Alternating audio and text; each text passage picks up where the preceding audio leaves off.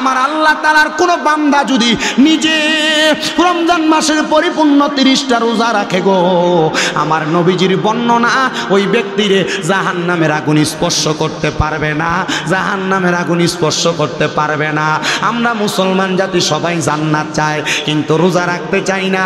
আমি জানতে চাই জাহান্নামের আগুন থেকে বাঁচার জন্য রমজানের রোজাগুলা রাখার দরকার আছে না নাই? ও মুসলমান, আমার নবী কয় যেই ব্যক্তি মাঘে রমজানের রোজাগুলা রাখবে, রোজাগুলা রাখার পরে সে যদি ইফতার করার মুহূর্তে তার কোনো মুসলমান রোজাদার ভাইকে তার টাকা পয়সা দিয়া 1 গ্লাস দুধ দিয়া যেন ইফতার করায়, যদি না পারে সে যেন খেজুর দিয়ে ইফতার করায়, যদি তাও না পারে সে যেন 1 গ্লাস পানি দিয়ে ইফতার করায়। নবী গো কেন গো? বলে সে যদি এমন কর্ম করে আমার আল্লাহ তাআলা তার জন্য জান্নাতের বালাখানার ব্যবস্থা করে দিবে। জোরে বলেন সুবহানাল্লাহ। এই জন্য মুসলমানেরা সামর্থ্য অনুযায়ী এলাকার ফকির, এলাকার মিসকিন, গরিবদের মাঝে ইফতার বন্টন করবা, যারা অসামর্থ্যবান তাদের মাঝে ইফতার বন্টন করবা। তাহলে যারা যারা নেক আমল করে, ইমানের সাথে আমল করে, আল্লাহর কাউসারের পানি তাদেরকে পান করানো হবে। কথা কন্যা ঠিক কিনা? ওই জান্নাতের মধ্যে 2 নাম্বার পানি যেটা আছে, দ্বিতীয় প্রকার পানি, ওই পানির নাম হলো শারাবান তাহুরা। ইয়া রাসূলুল্লাহ, শারাবান তাহুরা কারা পান করবে? আমার নবী কই উম্মত ওই শারাবান তাহুরা তারাই পান করবে যারা কোনোদিন দুনিয়াতে নেশার দ্রব্য পান করে নাই। আমাদের সমাজে এমন অনেক মানুষ আছে যারা মদ, ফেন্সিডিল, গাঁজা, ইয়াবা অনেক কিছুই খায়। নেশা করতে করতে বাড়িতে দেয়া বউ ফিডায়, নেশা করতে করতে ঋণ করে নিজের বাবার জায়গা সম্পদ সব বিক্রি করে। আপনারা বলেন এমন নেশা করো সমাজে আসেনি? আমার নবী কয় আরেক প্রকার মহিলা দেখছি রে, যাদের স্তনগুলার মধ্যে গরম রড লাগাইয়া দিয়া আগুনে ঝুলানি হইতাছে, আগুনের মধ্যে স্যাঙ্গানি শেক দেওয়া হইতেছে। নবী গো তারা কারা? যাদের স্তনের মধ্যে গরম লোহার রড লাগাইয়া শেক দেওয়া হইতেছে। বলে ওই মহিলা হলো তারা যারা পোশাক পরে উলঙ্গ ছিল, পোশাক পরে উলঙ্গ ছিল। বলে হুজুর কেমনে গো পোশাক পরে উলঙ্গ ছিল? আপনার মা, আপনার বোন, আপনার বউ, আপনার ভাই, আপনার স্ত্রী, আপনার মাইয়া দেখবেন এমন জামা কাপড় পরে টাইট ফিটিং, এই জামার উপর দিয়ে তাদের শরীরের অবস্থা বোঝা যায়। এমন বোরকা পরে বোরকার উপর দিয়ে তাদের শরীরের আকার আকৃতি বোঝা যায়। এ পর্দার অন্তরালের মা, এ বক্তারপুরের আমার আম্মু জিরা গো, যারা টাইট ফিটিং জামা পরো, ছোট ছোট জামা কাপড় পরো, তোমাদের ব্যাপারে আল্লাহর নবীর বড় সতর্কতা। ছোট জামা পইরো না, টাইট ফিটিং জামা কাপড় বোরকা পইরো না। এটা যদি করো, তোমরা পোশাক পরে উলঙ্গ থাকো, আল্লাহর নবী কয় তাদেরকে স্তনের মধ্যে গরম। তাইলে বাবা এবার একটু মনোযোগ দিয়ে শুনেন, আমি জান্নাতের বর্ণনা দিতে যাই এতগুলা কথা বলছি, জান্নাতের নদীর বর্ণনা দিতে যাইয়া ও বাবা যাই জান্নাতের ভিতরে এত মজা। আপনারা বলেন আমরা সবাই ওই জান্নাতে যাইতে চাই কি চাই না? মোহাব্বতের আওয়াজে বলেন না যাইতে চাই কি চাই না?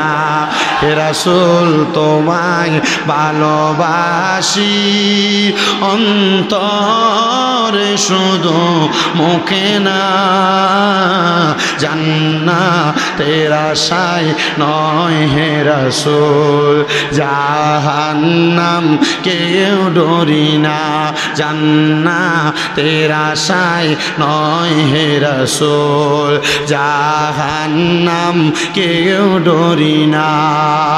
তোমায় পাওয়ার আশায় মন ছুটে যায় মদিনায়, এই অদমের আরজি শোনো, একবার দেখা দাও না। হে রাসূল তোমায় ভালোবাসি অন্তরে শুধু মুখে না, জান্নাতের আশায় নয় হে রাসূল, জাহান্নাম কেউ ডরি না, জান্নাতের আশায় নয় হে রাসূল, জাহান্নাম কেউ ডরি না। এ দুনিয়ার মুসলমান, এ নবীর উম্মতের দল, আবার সাহাবায়ে কেরাম জিগায় নবী গো আপনি যেই জান্নাতের বর্ণনা দিছে ওই জান্নাতটা দেখতে কেমন আপনি বলেন না। আমার নবী ডাক দিয়া কয় ওই জান্নাত বড় সুন্দর রে ও নবী গো, ওই জান্নাতের মধ্যে আমরা কতদিন থাকব? আমার নবী কয় খালিদিনা ফিহা আবাদা, ওই জান্নাতের মধ্যে তোমরা চিরস্থায়ী বাসিন্দা হইয়া থাকবা, আবাদা, বের হতে চাইবা না। বলে হুজুর জান্নাত থেকে বের হতে চাইবে না, তাহলে বলেন না গো ওই জান্নাতের মধ্যে কারা কারা থাকবে? আমার নবী বলেন ওই জান্নাতে তারা থাকবে, বলেন রাদিয়াল্লাহু আনহুম ওয়া রাদু আন যালিকা লিমান খাশিয়া রাব্বা। জবান খুলে উচ্চ কণ্ঠে জোরে জোরে পড়ি আল্লাহু আকবার। ওই জান্নাতে কারা থাকবে? নবী আমার আল্লাহর কোরআনের সূরা বাইয়িনার শেষ আয়াতের শেষ অংশে বলতেছে, এ দুনিয়ার মানুষ শুনো রে, ওই জান্নাতের মধ্যে তারা থাকবে যারা আমার আল্লাহকে খুশি করেছে, আর আমার আল্লাহ যারার প্রতি খুশি হয়েছে তারাই ওই জান্নাতের মধ্যে থাকবে। আল্লাহ তারা কারা? কয় যালিকা লিমান খাশিয়া রাব্বা, আল্লাহকে সবচাইতে বেশি ভয় করে যারা। আমি জানতে চাই বাবা, আপনারা বলেন আল্লাহরে যারা ভয় করে তারা কোনোদিন সুদ খায়নি? আমরা সমাজে এমন জাতের অনেক মুসল্লি আছে, মসজিদে নামাজও পড়ে, 5 ওয়াক্ত সুদও খায়। আছে। আমরা সমাজের মানুষের সুদ খুঁটিরে ধরে নিয়ে মসজিদ কমিটির সভাপতি বানায়, এই সুদকুর ঘুষখুরটিরে ধরে নিয়ে মসজিদ কমিটির সেক্রেটারি বানায়। ওই আসেনি রে বাবা, আরে এলাকার সর্দার মাতাব্বরির দায়িত্ব এই সুদ করার ঘুষখুরটিরে দেয়। আব্বারে এরা কেমন নির্লজ্জ, সুদ খাইয়া ঘুষ খাইয়া পরের হক মাইরা খাইয়া এরা যায় মসজিদের কমিটি হইবার লাইগা, এরা যায় এলাকায় সর্দারি আর মাতাব্বরি করবার লাইগা। সুদ খাইও না রে, খাইও না। আল্লাহর নবী কয় আমি জাহান্নামের ভিতরে যখন আমি মেরাজে তাকাইছি, আমি এক প্রকার মানুষ দেখছি রে যাদের ফ্যাটটি কালবুয়ুতিন একটা গড়ের মতো। আমি দেখছি তাদের ফ্যাটের ভিতরে বড় বড় সাপ দেয়, কলজাডির ভিতরে কামড়ায়। সাহাবায়ে কেরাম কয় নবী গো তারা কারা? আমার নবী কয় দুনিয়ার জমিনে টেহা দিয়া টেহায় বাড়া যারা, মানে সুদখোর যারা, তাদের ফ্যাটটা গড়ের মতো বড় হইয়া যাইব। এবার আপনারা কোন এই সুদখোরটির অবস্থা কি বালা না খারাপ? আসেনি? আবার বর্তমান সমাজে বেড়াইতে সুদ খায় না, বাড়ি বাড়ি বেড়ি সুদের টেহা লাগায়।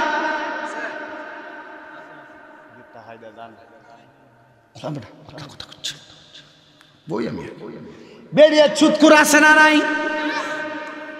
আছে।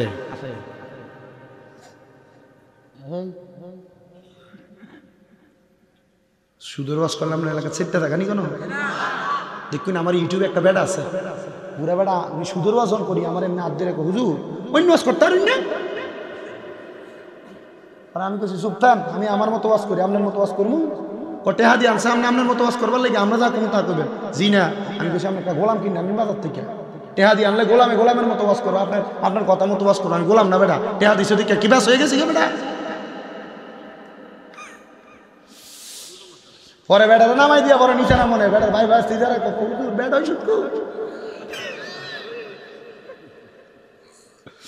বলেন সুদখোর আছে না নাই?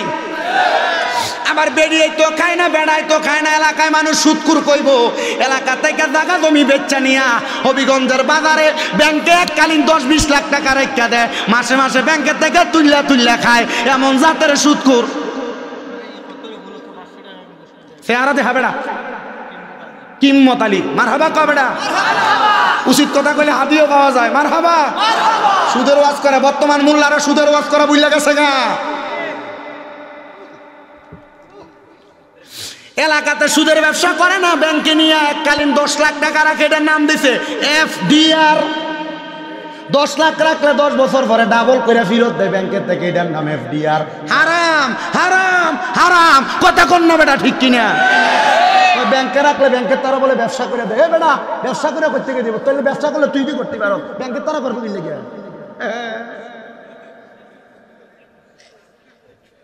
এটা এমনি খায় না, মুনাফা। জোরে খবরটা ঠিক কিনা? সুদমুক্ত অনেক ব্যাংক আছে না? আমি বললাম কোন ব্যাংক বেড়া? এই দেশের কেন্দ্রীয় ব্যাংক সুদের উপর নির্ভরশীল, এই দেশের একটা ব্যাংকও সুদ ছাড়া নাই।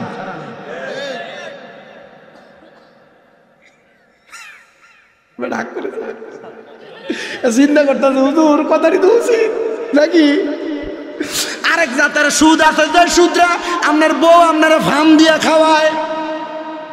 বলো হুজুর এটা কোন জাতের সুদ? দেখবেন আপনার বউ আপনার মাঝে মাঝেই কয় তুমি যে যা ইনকাম করো সবই খাইয়া লাও। আমরা ছেলে মেয়ে তারা তো একটা ভবিষ্যৎ আছে।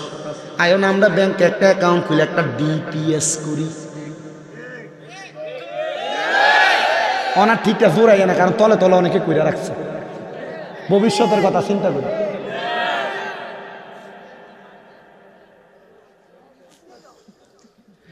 আপনারা কোন এই জাতের সুদও আছে না নাই? হ্যাঁ আসেনি?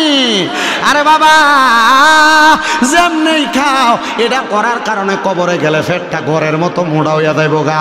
কাল বুইও তিন বড় বড় সাপও তোমরা ফেটে কামড়াইব। হাইরে মুসলমান, ও নবীর উম্মতের দল, হারাম কানা ত্যাগ করো রে, পরের হক কানা ত্যাগ করো। পারলে রাস্তায় রাস্তায় রিক্সা চালাইবা, ঢাকা শহরে বুট বাদাম বেচবা, শশা কাটটা বেচবা, তবু হারাম খায়ও না। এই হারাম টাকা দিয়া জি ফুট মানুষ করলে এই জি ফুট বড় হইলে তোমারে বাদ দিত না। সাবধান সতর্ক, সাবধান সতর্ক বন্ধু।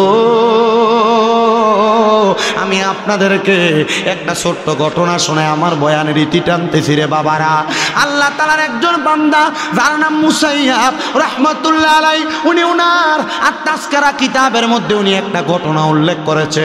হযরত মুসাইয়াব রাহমাতুল্লাহ আলাইহি বলেন, আমার এলাকার মধ্যে ছোট্ট একটা বাচ্চা কোরআনে হাফেজ হইছে, কোরআনে হাফেজ, কোরআন মুখস্থ করার পর আমি একদিন তার বাড়ির সামনে দিয়া যখন যাইতেছি, আমি দেখছি ওই ছেলেটা তার আব্বার কবরের সামনে দাঁড়ায়া দাঁড়ায়া কাঁদতাছে, দাঁড়ায়া দাঁড়ায়া কাঁদতাছে।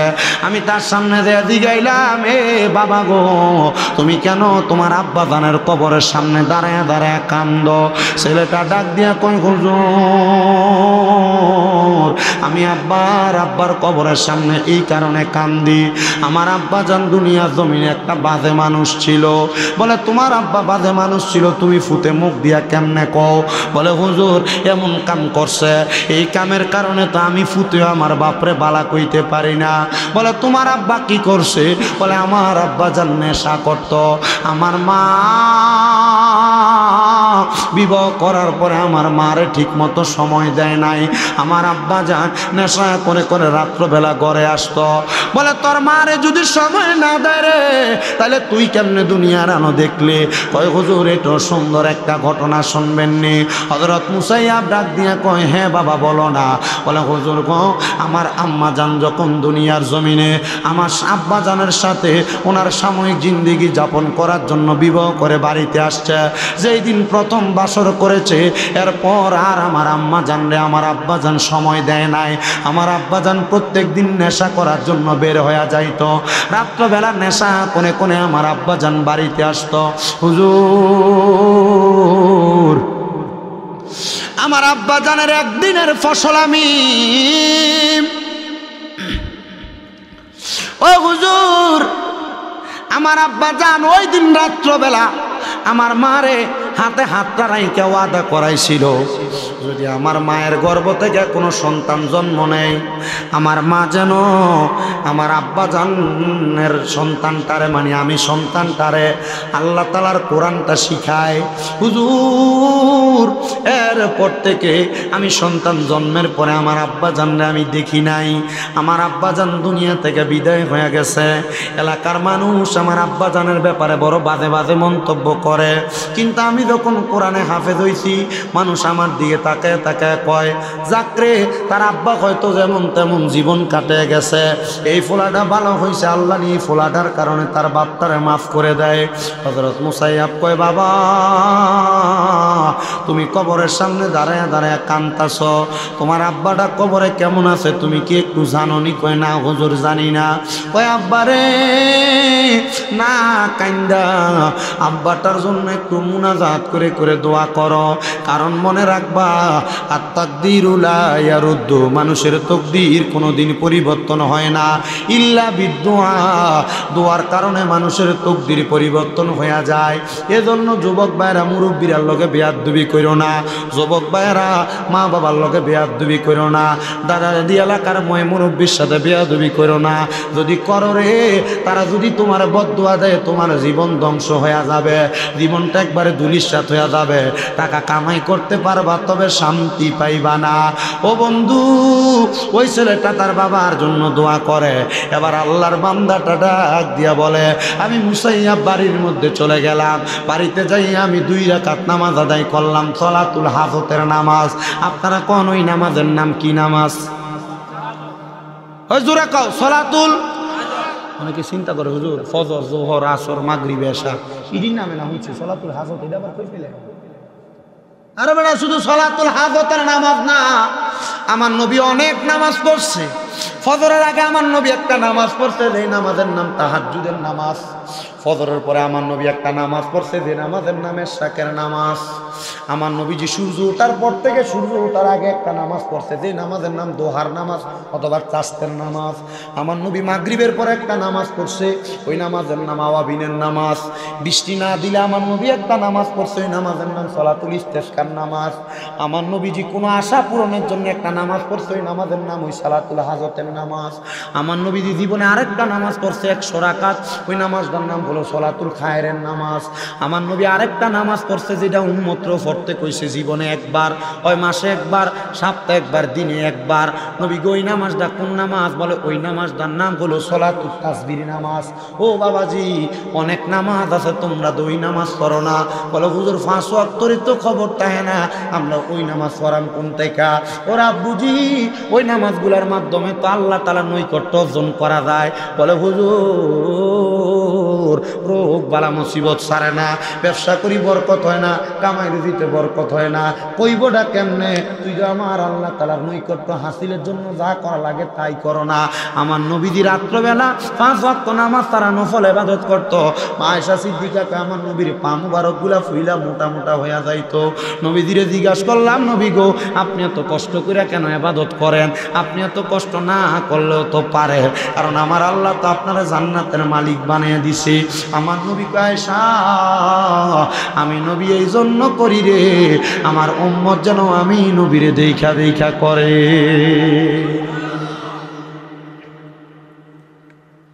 হযরতে মুসাইয়াব বলেন আমি সালাতুল হাজতের নামাজটা পড়লাম, আল্লাহর কাছে দোয়া করলাম, আল্লাহ তার আব্বাজান কবরে কেমন আছে আমি দেখতে চাই। ও আব্বাজি, আপনার বাবা যে কবরে চলে গেছে, কই আব্বার খবর তো পান না। মা যে কবরে চলে গেছে, মার খবর তো পান না। দাদা দাদি যে কবরে চলে গেছে, এদের খবর তো পান না। মাঝে মাঝে স্বপ্ন দেখেন, স্বপ্ন কি লেগে দেখেন জানেন?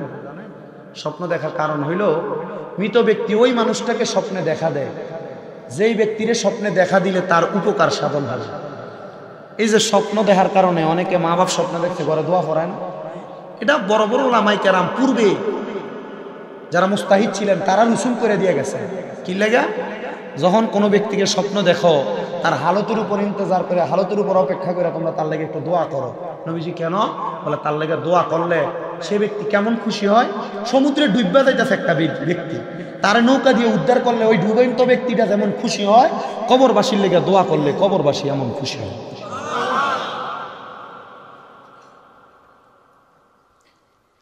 দোয়া করবা, দোয়া।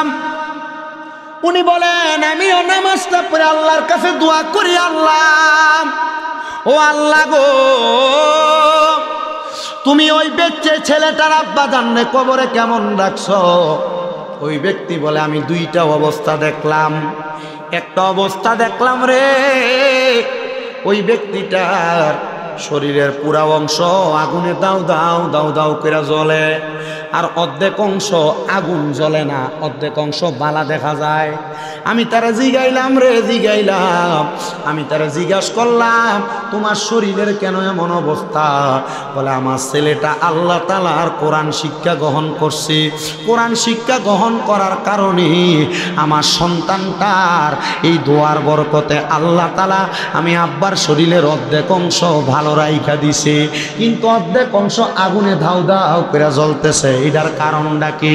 বলে এটার অন্য কোনো কারণ না, এটার কারণ হইল আমার স্ত্রী যে ঘরের মধ্যে বসবাস করে, আমার সন্তান যেই ঘরের মধ্যে বসবাস করে, এই জমিটা আমাদের না, এই সম্পদরা অন্য একজন ব্যক্তির সম্পদ। আমাদের সম্পদও আছে এর চাইতে অনেক বেশি। ওই সম্পদ না ব্যবহার কইরা তারা অপর একজন ব্যক্তির সম্পদ ব্যবহার করে। এই জন্য আল্লাহ তাআলা আমার কবরের মধ্যে আযাব প্রদান করতেছে। এবার ওই আল্লাহর ওলি মুসাইয়াব ডাক দিয়া কয়, আমি নামাজের মুসল্লা থেকে মাথা উঠাইয়া আমি দৌড়াইতে দৌড়াইতে ওই বাড়ির মধ্যে গেলাম। আমি বাড়ির মধ্যে যাইয়া ডাক দিয়া বললাম, ও বাড়ির প্রতিবেশীরা, তোমরা কি বলতে পারো তোমরা যারা বাড়ির মধ্যে আসো এই বাড়ির জায়গাটা কার? বলে না, আমরা জানি না, আমরা এই বাড়ির মধ্যে বসবাস করি ওই দিন থেকে, বিবাহ করে আসার পর থেকে এই বাড়িতে বসবাস করি। বলে তোমাদের জায়গায় জায়গায় না, তোমাদের জায়গা পাশের জায়গা। এই জায়গার এতিম সন্তানেরা এই এলাকার মসজিদের পাশে, মুসাইয়াব রহমতুল্লাহ আলাইহি বলে দামেস্কের মসজিদের পাশে দাঁড়ায়া দাঁড়ায়া মানুষের কাছে চায়া চায়া খায়, যদিও তাদের অর্থ সম্পদ আছে। এবার বলে যাও যাও যাও, তোমরা তোমাদের বাবার কাছে তোমাদের সম্পদ বুঝাইয়া দাও, তোমাদের বাবার আত্মীয়র কাছে তোমাদের সম্পদ বুঝাইয়া দাও। সম্পদ বুঝাইয়া দিয়া তারা তাদের নিজের জায়গার মধ্যে চলে গেছে। এবার আল্লাহ তাআলার কাছে সন্তান কান্দে, আল্লাহ, আল্লাহর ওলি মুসাইয়াব তো স্বপ্নের মধ্যে দেখছে আমার আব্বাজান কবরে অর্ধেক শরীর জ্বলে অর্ধেক শরীর ভালো, কিন্তু আমরা তো জমি চাইরা দিছি আব্বাজানের কবরের আযাব মাফ করানোর জন্য। এখন আমার আব্বাজান কবরে কেমন আছে আল্লাহ আমরা দেখতাম মনে চায়। আমার আল্লাহ এমন দেখানি দেখাইছে সন্তানের ওই নামাজ পড়তে পড়তে সন্তান ওই ইস্তেসকার হাজতের নামাজ পড়া কান্দে। আমার আল্লাহ তাআলা ওই সন্তানের বাবারে দেখাইছে জমিগুলা মানুষকে বোঝাইয়া দেওয়ার কারণে আমার আল্লাহ তার বাবার কবরটার আযাব মাফ কইরা তার আব্বাজান রে জান্নাতের পোশাক পরাইয়া দিছে। জোরে জোরে বলেন সুবহানাল্লাহ। আমি জানি না কোন সন্তান জানি এই মাহফিলের মধ্যে বসছো তোমার আব্বা নাই, কোন সন্তান জানি মাহফিলে বসছো তোমার আম্মা নাই। এ সন্তান তোমার কদমের মধ্যে হাত দিয়া বলি, যদি তোমার আব্বা না থাকে, যদি তোমার আম্মা না থাকে, তোমার আব্বা আম্মা তোমার মানুষ করার জন্য নিজের রক্তরে পানি বানাইছে। আব্বা জান খেতে খামারে কাম করতে করতে কত ওয়াক্ত নামাজ ছেড়ে দিছে। আব্বা জান না জানি নামাজের জন্য কবরের আযাবে জ্বলতাছে। আমি একটু পরে মুনাজাত করার সময় তোমার আব্বা জানের জন্য খাস করে একটু দোয়া কইরা দিয়া যামো। সন্তান, তবে আমার দোয়ার চাইতে তোমার দোয়া আগে কবুল হবে। আল্লাহর নবীজির ঘোষণা, কোন সন্তানের মা বাবা মারা যাওয়ার পরে ওই সন্তান যদি রব্বির হামহুমা কামা রব্বায়ানি সগীরা ওয়া কুর রব্বির হামহুমা কামা রব্বায়ানি সগীরা বইলা তার মার জন্য বাবার জন্য চোখের মনি কোঠার মধ্যে একটা মাছির মাথা পরিমাণ পানি চাইরা দিয়া কান্দে, আমার আল্লাহ তাআলা ওই পানি মাটিতে পড়ার আগে তারা মা বাবার জীবনের গুনাহ মাফ করে দেয়। কিন্তু সন্তান মা বাপ মারা যাওয়ার পরে কান্দা কান্দা দোয়া করবা দূরের কথা, এমন অনেক সন্তান আছে মা বাপরে মাটি দিয়া আসার পর থেকে এখনো আর কবরের ফারে যায় নাই। এমন অনেক সন্তান আছে মা বাপ মাটি দিয়ে আসছে, মা বাপের কবরের সামনে নিলে কবর চিনিয়া দিতে পারতো না। ও সন্তান রে, আমি তোমার কাছে মাপ চাই, তুমি তোমার আম্মা আব্বার জন্য একটু বেশি করে দোয়া করবা। কিন্তু অনেকেই তো আছে মা বাপ বাচ্চা রইছে ভাত খাওয়ায় না, মা বাপ বাচ্চা রইছে এদেরকে বেশি করে দায়ভার পালন করে না। অনেক সন্তান তোমার বউ তোমার কথার কথায় কইছে তুমি যে তোমার মা বাপরে একা একা ভাত খাওয়াও, তোমার না আরো 2-3 ভাই আছে তারা কিল্লেগে খাওয়ায় না, তুমি কিল্লেগে একা একা খাওয়াও। এ বেটেন শোনো গো, ও আমার আম্মুজিরা শোনো, তোমার শ্বশুর শাশুড়ি যদি যদি বাচ্চা থাকে, তোমার জামাই যদি নিজে তারার একা একা খানা খাওয়ায়, তাইলে মনে করবা তোমার ভাগ্যটা বড় ভালা। বলে হুজুর কেন ভাগ্য ভালা রে? কারণ কোন সন্তান যদি তার মা বাবার পেছনে মাত্র 1 দিরহাম খরচ করে, আমার আল্লাহ তাআলা ওইটারে লক্ষ গুণ বাড়ায়া ওই সন্তানরে দান করে। জোরে কোন সুবহান।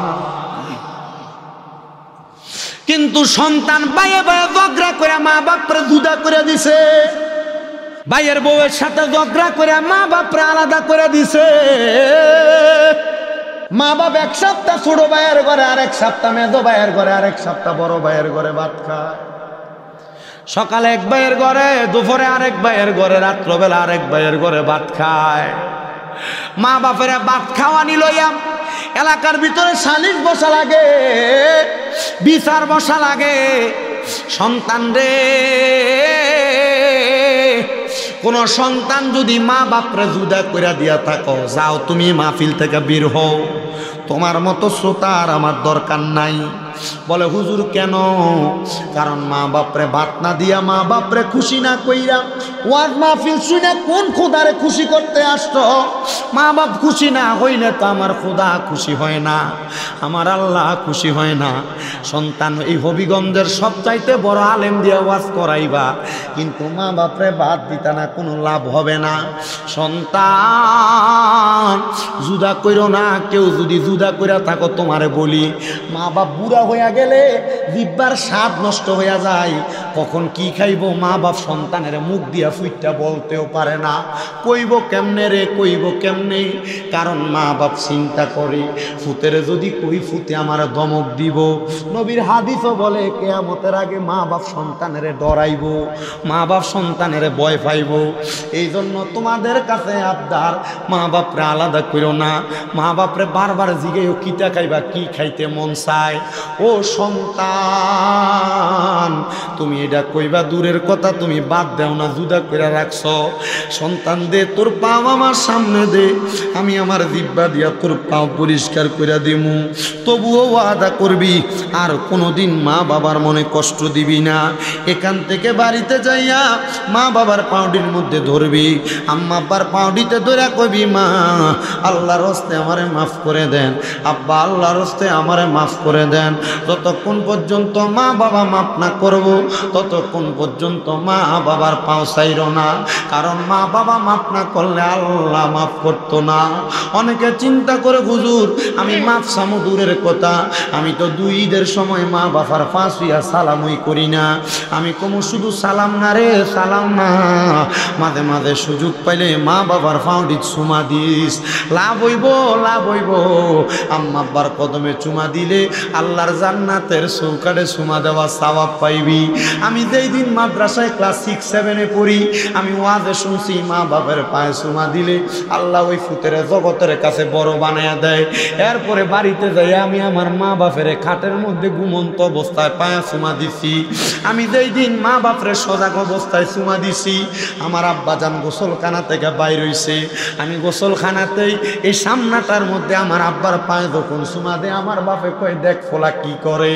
ও আব্বারে, মা বাবার পায়ে চুমা দিলে মা বাবার কাছে মাপ চাইলে তোমার দাম কমবে না।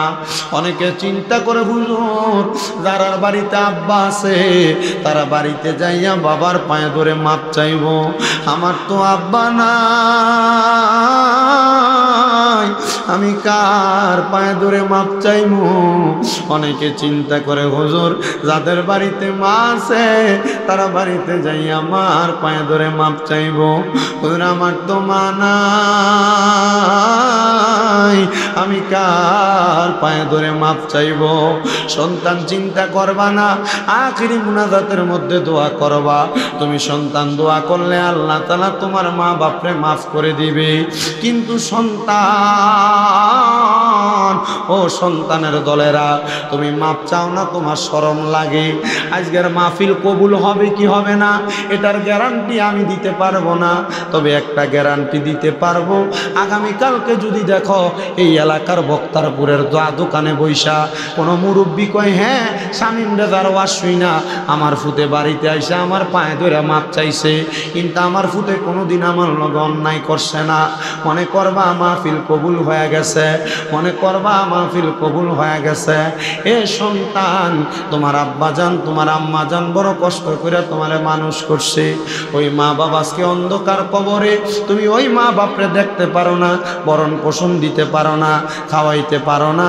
আবদার করি তোমার কাছে, আবদার করি, ওই আম্মা আব্বা যে অন্ধকার কবরে চইলা গেছে, আম্মা আব্বা যে কবরে চইলা গেছে, আম্মা আব্বার যেহেতু খাওয়াইতে পারো না, চিন্তা করে দেখো আম্মা আব্বা বাইচা থাকলে যদি তুমি মাসে 1000 টাকার ফল কিনা খাওয়াইতা, 12 মাসে 12,000 টাকার ফল খাওয়ানি লাগতো। আম্মা আব্বা যদি বাইচা থাকতো, ওই আম্মা আব্বারে যদি ভাত খাওয়াইতা, মাসে যদি 2000 টাকা মা বাবার পেছনে খরচ হইতো, 12 মাসে 24,000 টাকা খরচ হইতো। তোর মা বাবা তোর যেই বাড়ি দিয়া গেছে, জায়গা জমি দিয়া গেছে, এটি যদি না দিয়া যাইতো, যদি তুমি ভাড়া থাকতা, মাসে যদি 5,000 টাকা করে ভাড়া দিতা, 12 মাসে তো 60,000 টাকা ভাড়া দেওয়া লাগতো। মা বাপ মইরা গেছে, মা বাপ কবরে গেছে।